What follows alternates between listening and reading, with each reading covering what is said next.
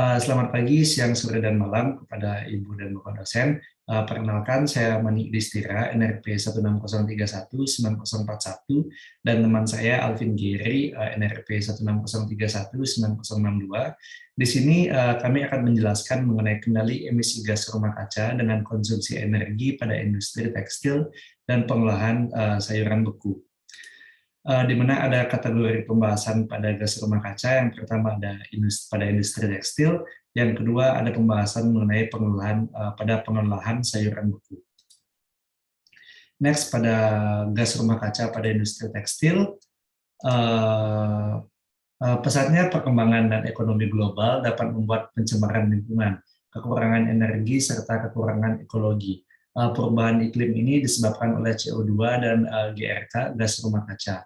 CO2 ini merupakan sumber GRK yang terbesar serta sudah menjadi konsensus global. Menurut laporan tahun 2007 dari panel antar pemerintah tentang perubahan iklim, yaitu adanya 90% anomali iklim global yang disebabkan oleh GRK. Untuk industri tekstil sangat erat kaitannya dengan GRK. Industri tekstil merupakan industri ekspor yang dominan pada negara Cina.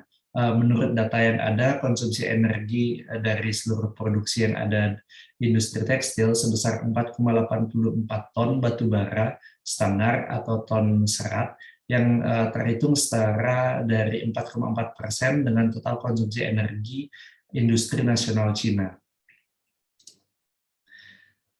Selanjutnya kita masuk ke tekanan signifikan pada industri tekstil.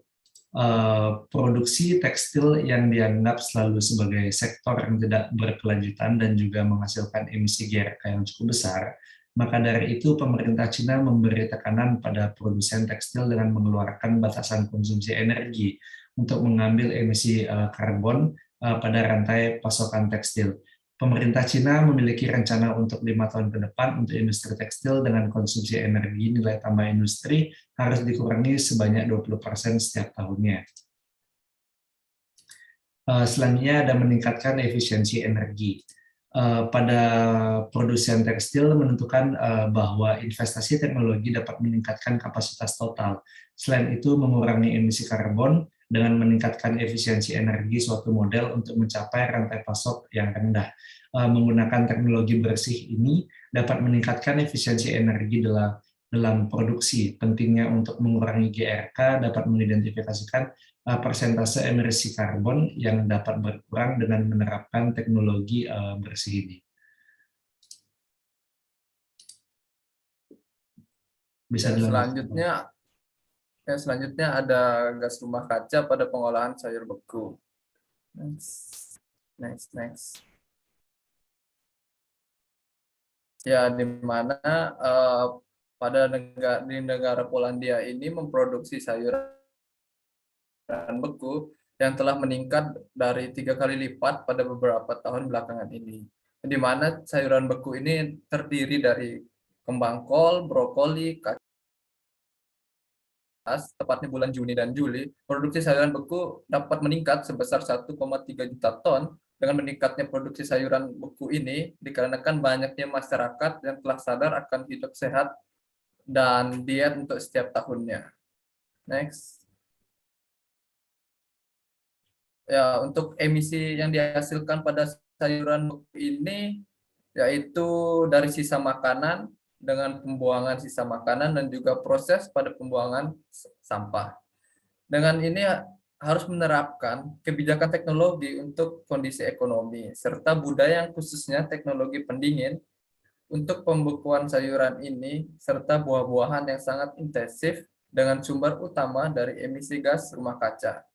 Dengan ini mengurangi emisi maksudnya GRK dengan proses dari produksi sayuran beku dengan modifikasinya. Untuk proses penyimpanan juga perlu dilakukan analisis dengan menggunakan sistem pengukuran yang sudah diterapkan untuk jalur teknologi dari pabrik. Dengan hal ini juga memungkinkan untuk menghitung CO2 persamaan emisi dengan keterkaitan pada penyimpanan freezer selama 6 minggu dari produk brokoli beku ini, yang dimana emisi ini bernilai 4.350 kg Maka dari itu penyimpanan pendinginan terhadap nilai emisi gas rumah kaca ini sangat besar. Next. Next.